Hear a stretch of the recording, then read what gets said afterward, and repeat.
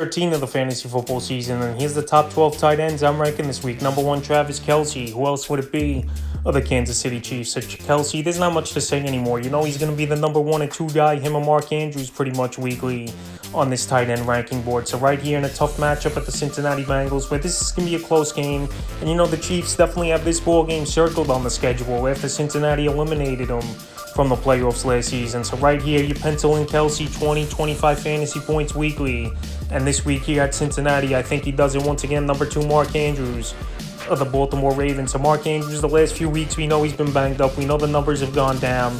But I think here he's getting a little bit healthier as the weeks go on. And this is a time where Baltimore's going to really have to start counting on him in crunch time of the season. So Mark Andrews, we know, is a great talent. We know he's a big red zone threat.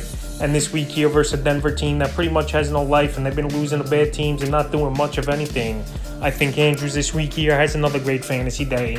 And a guy who bounced back with a good game this week, number 3, TJ Hockenson of the Minnesota Vikings. So Hockenson, it was a great landing spot to go, obviously, from the Lions in the division now to the Minnesota Vikings. And he's only had one bad game a few weeks ago versus the Dallas Cowboys, but the whole Viking team didn't get the job done. But last week, a big fantasy day with a touchdown versus the New England Patriots. And this week here, him and Kirk Cousins, they're building a good rapport each and every week, and another great weapon in this offense here for Kirk Cousins. So right here, I know it's not a great matchup versus the New York Jets, who have a stout defense, and they are bend but don't break defense that don't give up a lot of touchdowns. But this week here, I think TJ Hockenson has another solid ball game, and I got him at 3. Number 4, George Kittle of the San Francisco 49ers. So George Kittle, he's been a hit-or-miss tight end this season. But to be honest, that's been pretty much the tight end position all season. And this week here, it's a matchup versus the Miami Dolphins. This is a great ball game and one of the better games this week here, I believe. Obviously, the game of the week, in my opinion, is going to be the Chiefs and the Cincinnati Bengals. But right here, this could be a mini shootout with the Dolphins and the 49ers. And their offenses are pretty similar in a way as well. So George Kittle, I know some games they use him as a blocker and he don't do much. And then I know some games we saw him a couple weeks ago versus the Cardinals, shred him with 2 touchdowns and over 20 fantasy points. So right here, this week here, we know tight end's a weak position. I think they're going to throw the ball a little bit more, where they're going to have to keep pace a little bit with this Dolphin offense that could go up and down the field in a flash with Tyreek Hill and Waddle. And I think Kittle is going to have a good week, and I got him at 4. Number 5, Dalton Schultz of the Dallas Cowboys. So Dalton Schultz, he's been a top tight end over the last month of the season since Dak Prescott returned from the thumb injury. And Dalton Schultz, we know him and Dak have a good rapport. We know last season he got the franchise tag for a reason. And pretty much 3 out of 4 ball games since Dak's been back here, Dalton Schultz been finding the end zone, and he's putting up at least double-digit fantasy points. So last week, coming off a big fantasy day, this week here versus an Indianapolis defense that obviously has a hole in the middle of their defense with Leonard out. I think once again Schultz could have a good ball game. And this week I got him at 5. Number 6, David Njoku of the Cleveland Browns. So right here it was close for me between Njoku and Schultz at the number 5 spot. But we'll see how Njoku has chemistry or not with Deshaun Watson. So Watson finally returns after pretty much 2 seasons we haven't seen him on the field, and we got to see if he's got to get the rust off or not. But Njoku last week, a great catch to send the ball game to overtime with a one-hand grab in the back of the end zone. And this week here, this Houston Texan defense can't stop anyone. We saw it last week give up 30 points quickly to the Miami Dolphins, and that game was over in the second quarter. But right here, we'll see the rapport he has.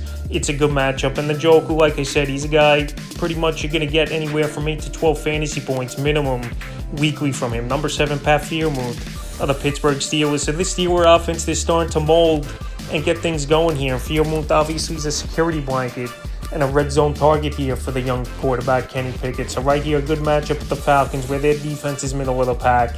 Indoor game, which is always a plus this time of season, especially in December in the East Coast or obviously in the South. But right here, Pat Freiermuth, he can make plays. He's a red zone target.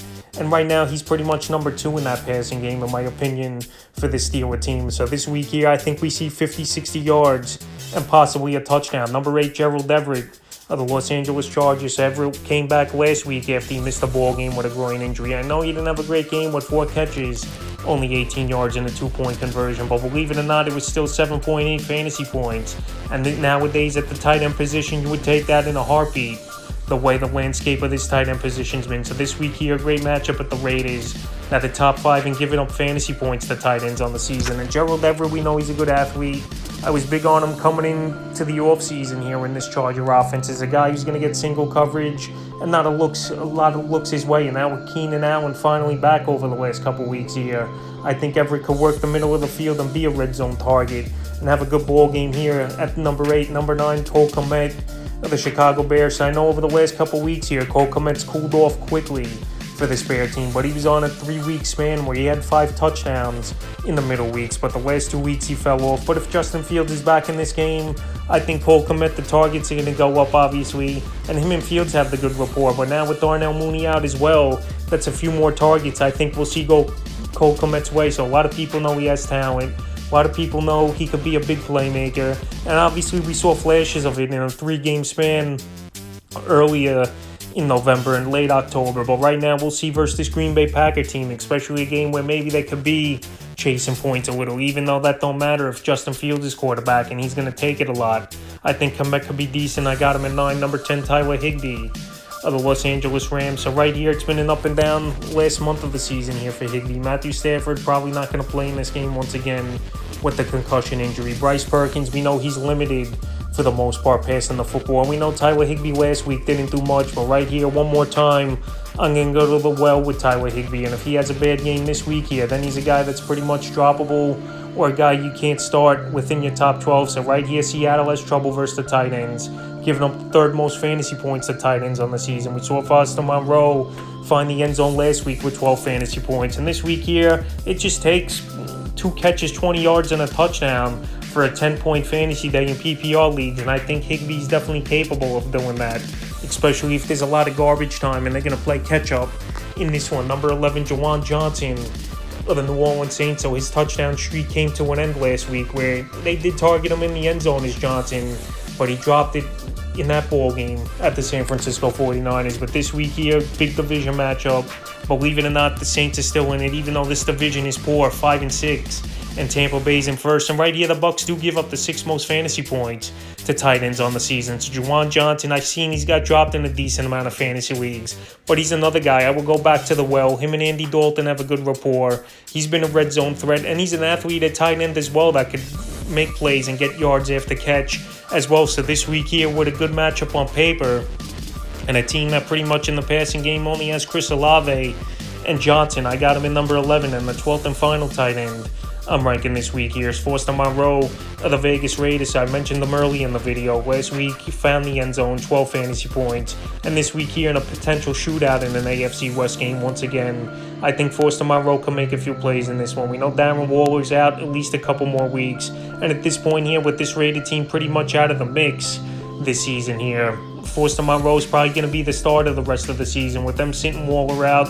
And he's a guy that's a good red zone target. Obviously, Derek Carr in the past has talked up Foster Monroe, and I think in this ball game he could have a decent outing once again. And I got him at 12, so that's the top 12 tight ends I'm ranking for Week 13 of the fantasy football season.